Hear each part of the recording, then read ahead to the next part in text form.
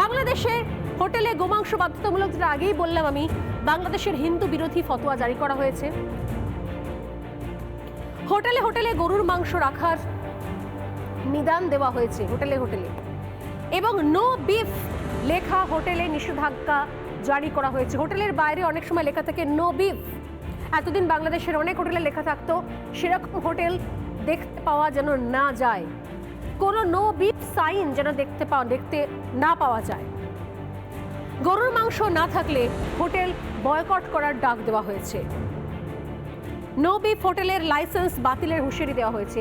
যদি কোনো hotel, cafe, restaurant সেখানে বিফ রাখে, অর্থাৎ গরুর মাংস রাখে, তাহলে তার লাইসেন্স বাতিল করার কথা বলা হয়েছে। বিফ অর্থাৎ গোমাংস, অর্থাৎ গরুর মাংস।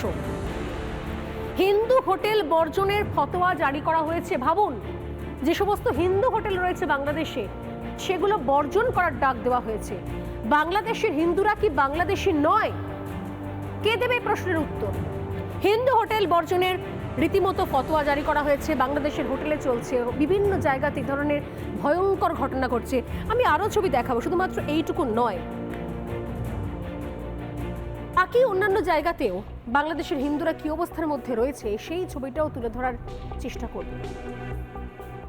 এটা তো দেখালাম বাংলাদেশ হোটেলের কথা, এবং এই সংক্রান্ত বিষয় যারা এই মুহূর্তে তারেক রহমান বড় বড় কথা বলে, ভারত বয়কটের ডাক দেন, কি পরিমাণ বিদ্বেষ ছড়াচ্ছেন তারেক রহমান, তার একটা বক্তব্য শোনাবো, দেখুন।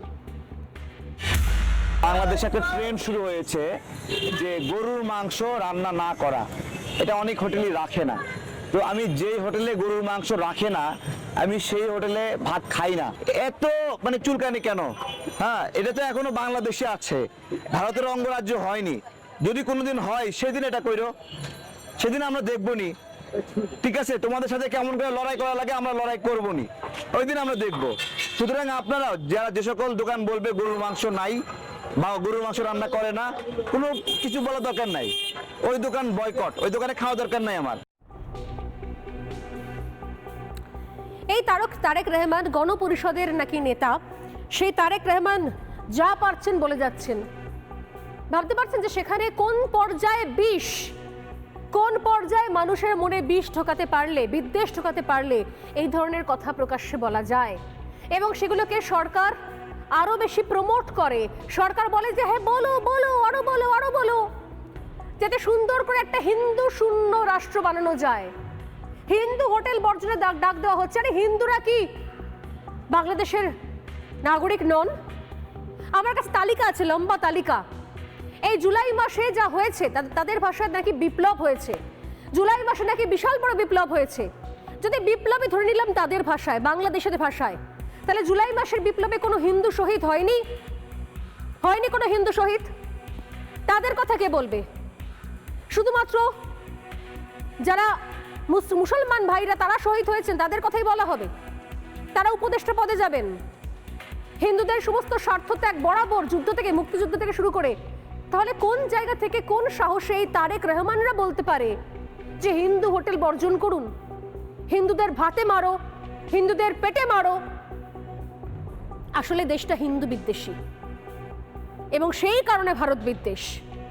যেহেতু ভারতে এ ধরনের কোনো বিদ্বেষের চাষ হয় না, তাই তারেক রহমানের কথা বলছিলাম। তারেক রহমানের দেখুন ভারত বিদ্বেষ এবং হিন্দু বিদ্বেষ কিরকম ভাবে বাসা বেঁধে রয়েছে এই নতুন উপদেষ্টা মণ্ডলী, নতুন সরকারের ছত্রে ছত্রে, ভেতরে ভেতরে, রন্ধ্রে রন্ধ্রে।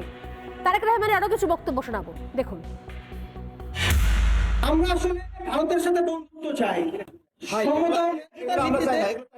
আমরা ভারতের সঙ্গে কোনো বন্ধুত্ব চাই না। আপনি এই ধরনের বক্তব্য দিতে পারেন না, এটা কোনো শর্ত শুদ্ধতা। আচ্ছা, না, আচ্ছা, আমরা ভারতের সাথে অবশ্যই শত্রুতা চাই না, শত্রুতা চাই, যে অবস্থা আমরা শত্রুতাই চাই, বন্ধুত্ব চাই না। আপনি এই ধরনের বক্তব্য দিন না। আচ্ছা, দাঁড়ান, এই ব্যানারে একটা দায় আছে না, আপনি দাঁড়ান, আপনি কথা বলেন না, এটা আপনি এই ব্যানারে এই বক্তব্য দিতে পারবেন না। আপনি মাঝে মাঝে বলি না 26 লাখ ভারতীয়, এগুলো কোথায়? একটা একটা করে ইন্ডিয়ানকে ধরে লাথি মেরে ইন্ডিয়ার সীমান্তে ঢুকাই দিয়ে আসতে হবে। নাই, গতদিন স্বরাষ্ট্র দপ্তর থেকে বলা হয়েছে 10 লাখ বিদেশি বাংলাদেশে অবৈধভাবে কাজ করে। এটা কি আমেরিকানরা অবৈধভাবে কাজ করে? রাশিয়ানরা কাজ করে? কারা কাজ করে? ভারতীয়রা কাজ করে। 10 লাখ ভারতীয় বাংলাদেশে অবৈধভাবে কাজ করে, এর অর্থ কি? অবৈধভাবে কাজ করলে কি হয়? এরা যে ইনকাম করবে এর উপর কোনো ট্যাক্স আরোপ হবে না, ব্যাগে করে লাগেজে করে টাকা নিয়ে যাবে। এটা যে বাংলাদেশকে কতটুকু ভিতর থেকে খেয়ে ফেলে তা আমি বোঝাতে পারবো না। ভাবতে পারছেন এরা চালাচ্ছে দেশ। নানা ধরনের কন্টেন্ট দেখার জন্য লাইক করুন, শেয়ার করুন আমাদের ফেসবুক পেজ, সাবস্ক্রাইব করুন আমাদের ইউটিউব চ্যানেল। পাশাপাশি অন্যান্য ব্রেকিং নিউজের জন্য অবশ্যই চোখ রাখুন রিপাবলিক বাংলায়।